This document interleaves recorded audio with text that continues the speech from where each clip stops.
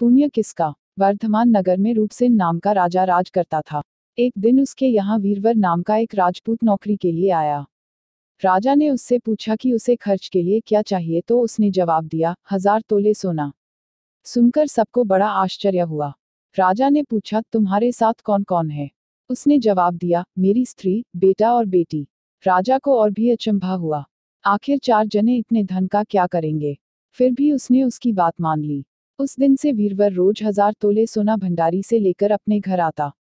उसमें से आधा ब्राह्मणों में बांट देता, बाकी के 2 हिस्से करके एक मेहमानों, वैरागियों और सन्यासियों को देता और दूसरे से भोजन बनवाकर पहले गरीबों को खिलाता, उसके बाद जो बचता उसे स्त्री बच्चों को खिलाता, आप खाता। काम यह था कि शाम होते ही ढाल तलवार लेकर राज के पलंग की चौकीदारी करता। राजा को जब कभी रात को जरूरत होती, वह हाजिर रहता। एक आधी रात के समय राजा को मरघट की ओर से किसी के रोने की आवाज आई। उसने वीरवर को पुकारा तो वह आ गया।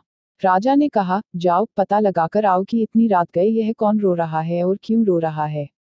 वीरवर तत्काल वहां से चल दिया। मरघट में जाकर देखता क्या है कि सिर से पांव तक एक स्त्री गहनों से लदी कभी नाचती है, कभी कूदती है और सिर पीट पीट कर रोती है, लेकिन उसकी आंखों से एक बूंद आंसू की नहीं निकलती। वीरवर ने पूछा, तुम कौन हो, क्यों रोती हो। उसने कहा, मैं राजलक्ष्मी हूँ। रोती इसलिए हूँ कि राजा विक्रम के घर में खोटे काम होते हैं, इसलिए वहां दरिद्रता का डेरा पड़ने वाला है। मैं वहां से चली जाऊंगी और राजा दुखी होकर 1 महीने में मर जाएगा। सुनकर वीरवर ने पूछा, इससे बचने का कोई उपाय है। स्त्री बोली, हाँ है। यहाँ से पूरब में 1 योजन पर एक देवी का मंदिर है। अगर तुम उस देवी पर अपने बेटे का शीश चढ़ा दो तो विपदा टल सकती है। फिर राजा 100 बरस तक बेखटके राज करेगा। वीरवर घर आया और अपनी स्त्री को जगाकर सब हाल कहा। स्त्री ने बेटे को जगाया, बेटी भी जाग पड़ी। जब बालक ने बात सुनी तो वह खुश होकर बोला, आप मेरा शीश काटकर जरूर चढ़ा दें। एक तो आपकी आज्ञा, दूसरे स्वामी का काम, तीसरे यह देह देवता पर चढ़े, इससे बढ़कर बात और क्या होगी। आप जल्दी करें। वीरवर ने अपनी स्त्री से कहा, अब तुम बताओ। स्त्री बोली, स्त्री का धर्म पति की सेवा करने में है। निदान 4 जने देवी के मंदिर में पहुंचे। वीरवर ने हाथ जोड़कर कहा, हे देवी, मैं अपने बेटे की बलि देता हूँ। मेरे राजा की 100 बरस की उम्र हो।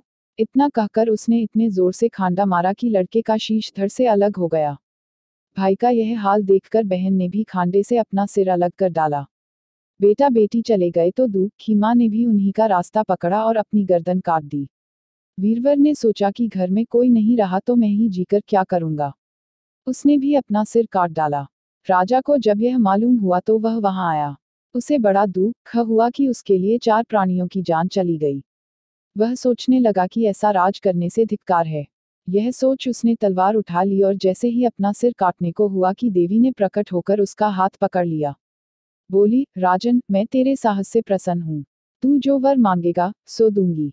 राजा ने कहा, देवी तुम प्रसन्न हो तो इन 4 को जिला दो। देवी ने अमृत छिड़ककर उन 4 को फिर से जिला दिया। इतना कहकर बेताल बोला, राजा बताओ सबसे ज्यादा पुण्य किसका हुआ। राजा बोला, राजा का। बेताल ने पूछा, क्यों।